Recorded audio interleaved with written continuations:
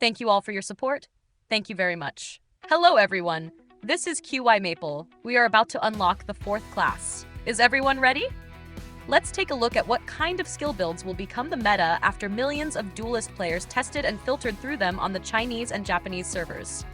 Spoiler warning, if you want to experience the fun of theory crafting on your own, please do your own testing first before coming back to see how the setups in this video differ from yours.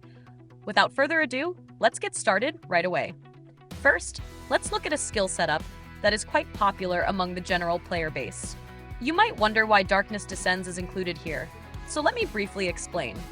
Since Conqueror is quite strong in single-target combat, whenever you run into scattered ranged monsters, you will struggle to cast skills due to a lack of mobility. Consequently, players eventually lean toward using Darkness Descends paired with Flash Fire to offset skill cooldowns, ensuring they have a movement skill every single turn. Furthermore, the built-in trait of Darkness Descends makes your subsequent attacks more likely to target elite monsters directly rather than regular mobs.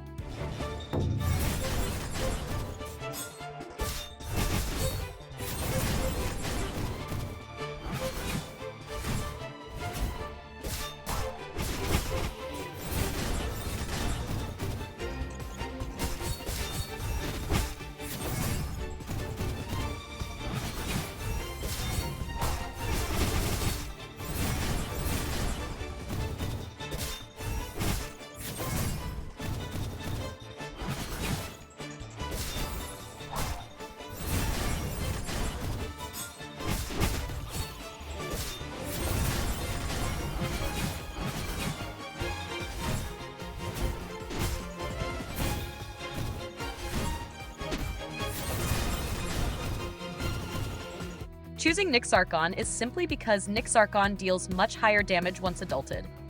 Even if you have Piercing Assault, you still cannot ignore the damage output of Nyx Archon itself. By the way, I don't know if you guys know about the upcoming Vegetable Fairies collaboration. My Discord has all the Vegetable Fairies emojis, including not only the latest upcoming collab, but even the one after that, meaning the second collaboration in 2027, as well as a complete Vegetable Fairies collaboration guide. What are you guys waiting for? Hurry up and join! For the double jump playstyle, I personally recommend this specific setup, using Doomblade instead of Darkness Descends, and Soul Piercer instead of Blade Storm. The demand for 4th skill pulls is massive, and most players will easily end up in a situation where their old skills deal more damage than the new ones. Here, the lifesteal can make up for the lower damage of the new skills. At the same time, the Defense Shred from Doomblade can provide a supplement for players whose Piercing Assault rank isn't very high, while also offering excellent AoE capability. Using Aegis Wing here is to further improve survivability and increase your crit rate.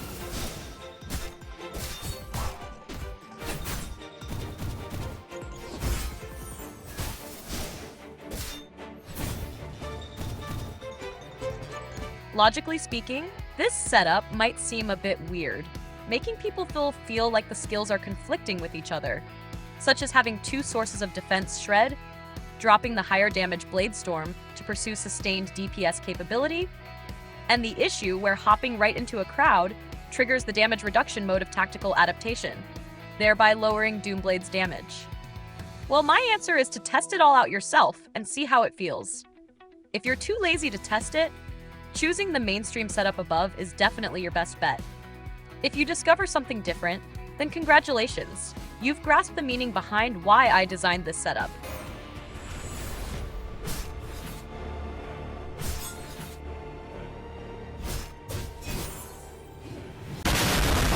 In short, everything has its pros and cons. This setup leans more toward a tanky build. It works wonderfully for those battles that drag on for 20 rounds.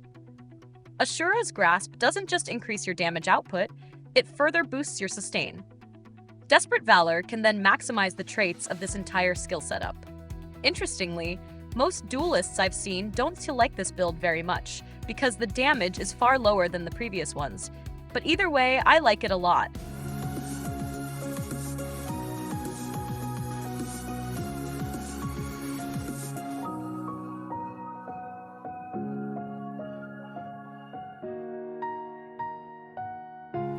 Most non-heavy spenders will still choose Nyx Archon or Aegis Wing even after getting the Panda, mainly because they haven't adult it. Generally, I don't really recommend bringing the Panda because double jump lag does solve the pain point of short attack range. However, if you are a whale or above, you can give this setup a try. That's right, when you see Soul Piercer, it's my favorite sustained combat setup again. For the Dragon setup, I personally choose this one. Some players might have a different skill order than mine, but in my video, I recommend this exact sequence. PvP is basically locked down to this specific setup because the highest damage skills are really just these few. If you want to see more PvP skill variations, you can come check it out in the Discord. Here I'm just providing a mainstream setup to give everyone some room for mind games, since after all, this isn't a personalized custom guide. Judgement remains quite popular in Lunghaven.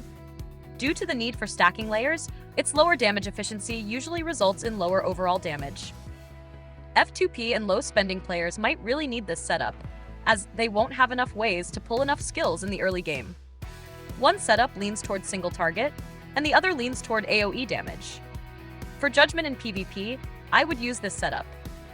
You can swap out Hunter's Judgement for whatever specific skill you need to play mind games. There is no fixed choice here. As for this Dragon setup, I quite prefer this building style. Whether you want to swap one of the remaining 3 charms for Piercing Assault just depends on your own account, since after all, everyone's account is different.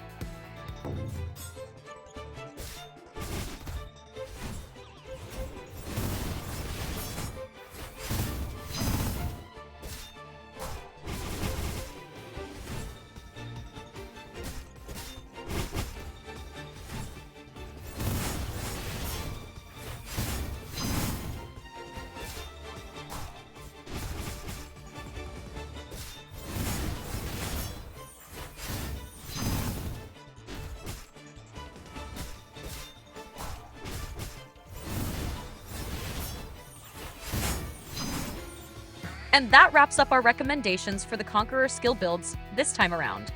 If you want to keep up with my future updates on Conqueror skill setups, I highly recommend joining my Discord since videos can't be edited after upload. Naturally, more exciting skill combinations can only be found in the Discord. See you all next time. Bye-bye!